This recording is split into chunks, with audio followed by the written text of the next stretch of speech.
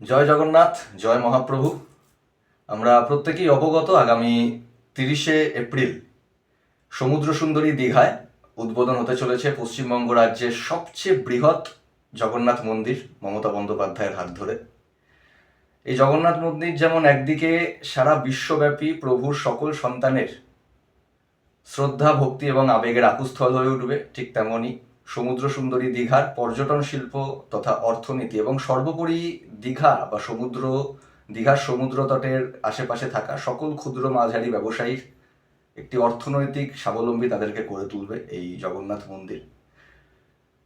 মমতা বন্দ্যোপাধ্যায়ের কাছে আমরা প্রত্যেকে ঋণী, আমরা প্রত্যেকে কৃতজ্ঞ তার এই মহতি কর্মযজ্ঞের জন্য। তার উদ্যোগে যে জগন্নাথ মন্দির উদ্বোধন হতে চলেছে পশ্চিমবঙ্গ রাজ্যে, আজ প্রভু জগন্নাথের কিছু অজানা তথ্য আপনাদের প্রত্যেকের সাথে শেয়ার করব।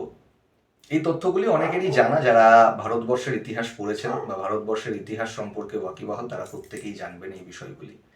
প্রভু জগন্নাথ দেবের ঐতিহ্য, প্রভু জগন্নাথ দেবের লীলা এতটাই অপরিসীম যে হিন্দু ধর্ম ছাড়াও যে সমস্ত ধর্ম বা ধর্মগোষ্ঠীগুলি ছিল বা ইন্ডিপেন্ডেন্ট ধর্মগুলি যেগুলি ছিল, যারা মূর্তি পূজায় বিশ্বাস করত, তারা কিন্তু প্রত্যেকেই প্রভু জগন্নাথকে তাদের উপাস্য দেবতা হিসেবে পুজো করেছেন।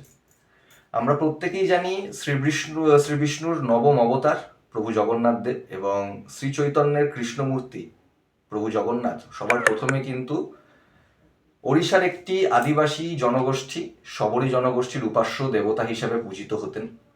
এবং এই শবরী জনগোষ্ঠীর যে পূজার রিচুয়াল বা আচার, সেগুলো কিন্তু সম্পূর্ণরূপে হিন্দু ধর্মের থেকে ভিন্ন ছিল। পরবর্তীতে যখন ওড়িশা উপকূলে এই শবরী জনগোষ্ঠীর পরে জৈন ধর্মের আবির্ভাব ঘটলো, আমরা দেখেছি জৈন ধর্মাবলম্বী যারা ছিলেন তারাও কিন্তু প্রভু জগন্নাথকে তাদের নীলমাধব হিসেবে পূজা করতেন। পরবর্তীতে যখন বৌদ্ধ ধর্মের আবির্ভাব ঘটলো ভারতবর্ষে, বৌদ্ধ ধর্মাবলম্বীরাও কিন্তু প্রভু জগন্নাথকে তাদের অসম্পূর্ণ যে দেবরূপ বা ত্রিরত্নের যে প্রতীক, সেই প্রতীক হিসাবে কিন্তু প্রভু জগন্নাথ দেবকে পুজো করতে আরম্ভ করলেন।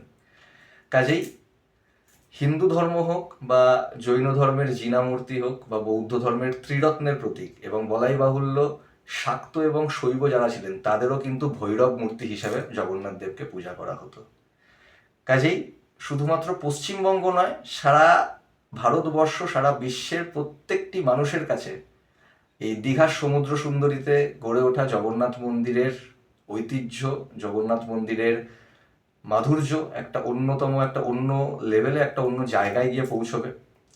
আপনাদের প্রত্যেকের কাছে করজোড়ে অনুরোধ, আপনারা অতি অবশ্যই সময় করে যাবেন প্রভু জগন্নাথের যে মন্দির, সেই মন্দির আপনারা দর্শন করবেন। হ্যাঁ, আপনারা প্রত্যেকেই জানেন যে আগামী 4 মে অবধি ছদ্ম হিন্দু একটি বিশেষ রাজনৈতিক দলের প্রকোপে দীঘাগামী সমস্ত ট্রেন বাতিল করা হয়েছে দক্ষিণ পূর্ব রেলওয়ের তরফ থেকে।